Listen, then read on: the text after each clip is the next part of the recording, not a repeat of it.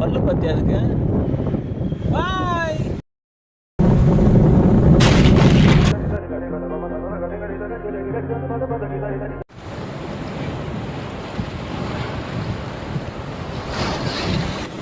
வராது.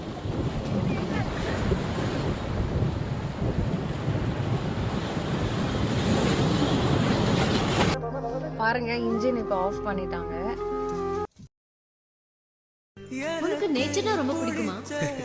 என்னங்க எப்படி கேட்டுட்டீங்க? இந்த மாதிரி இடத்துக்குலாம் வந்து அப்படியே பொங்கிடுங்க. சும்மா கவிதையா வந்து